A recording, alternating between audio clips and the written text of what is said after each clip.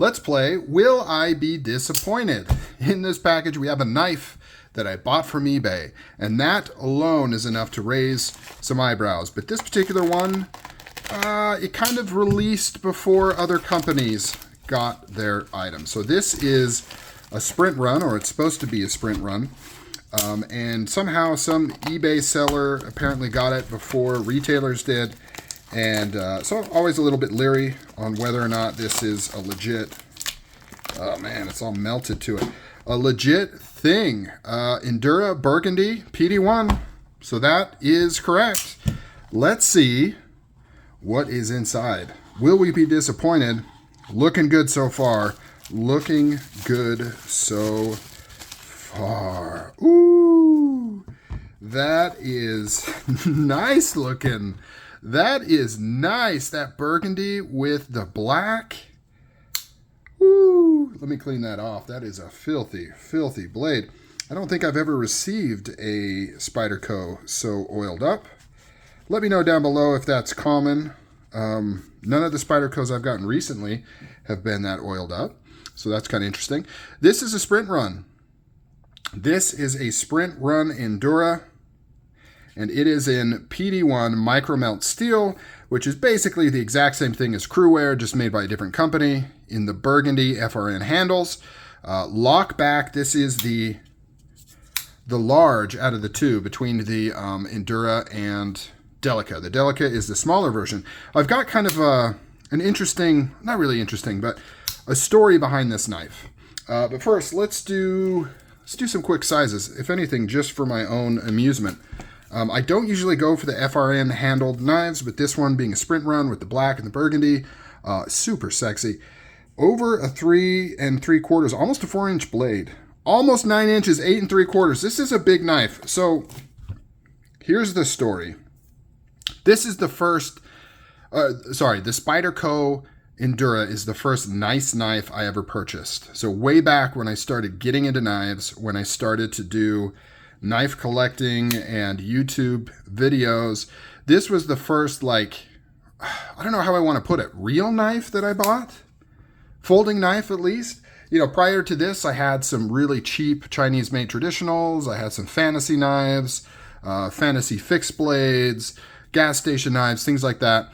But this was my first attempt at saying, I want to get a good, nice knife. And at the time, Spyderco was the highest quality knife company that I was aware of. So I went down to our local sporting goods store and bought myself a plain Jane black handle satin blade Endura for, I think, like 70 bucks. So I paid too much. This was over 10 years ago.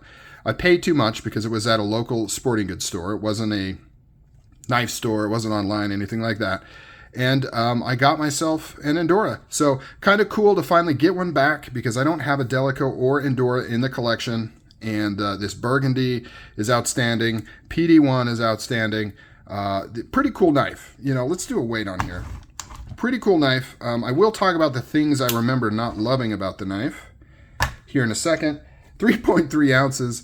I mean, can you get any lighter than that in a knife that has almost a 4-inch blade? I don't think so. So, this isn't a review. Maybe I'll do a full review. But what I remember not loving about this knife wasn't the action, because at the time I had no idea what action really meant, right? This was before flicky, fidgety front flipper knives. So not the action, but I remember it didn't lock up completely solid. Had a little bit of clicky clack, which this does too. Very little though, very minor clicky clack. And you're gonna get that on lockbacks that don't have like a triad lock, right?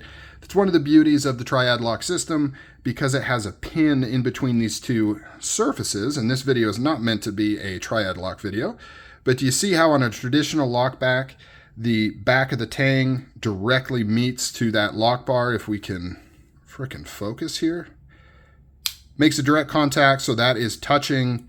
That gives you, just generally speaking, a little bit of play. Unless it's like a custom where it's really just precision fit, you're gonna get a little bit of clicky clack if you move it up and down. I don't mean lock failure, lock slip or anything, just a little bit of clicky clack, a little bit of movement, which you don't get on something like the triad lock because it has a pin in between those surfaces that goes through the liners here. The other thing I remember is it has flex side to side. You can see how much this is kind of flexing around. And that just is due to kind of how thin the blade is, how it doesn't have any steel liners, how it's a plastic handle. It's going to flex. It's not really looseness in the pivot.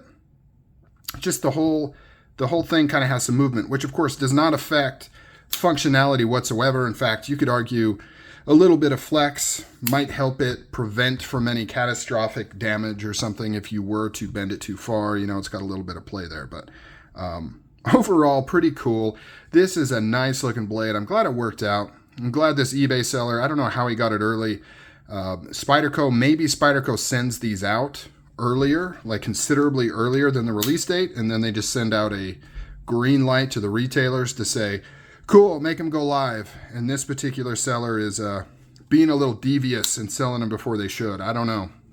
But I was able to score this earlier than what's showing up. And honestly, I wasn't even that quick on it either. I think this guy had been selling these for a little while before even I jumped on it. So yeah, pretty cool. What do you guys think? What do you think of the Spyderco Delica in this beautiful color? I think it's killer. Looks really nice. PD1's awesome. Been around forever. Works really well. Made in Japan. Not many knives nowadays you can say are made in Japan, so pretty cool. All right, guys, I'm out. Quick unboxing. Take care. Catch you later.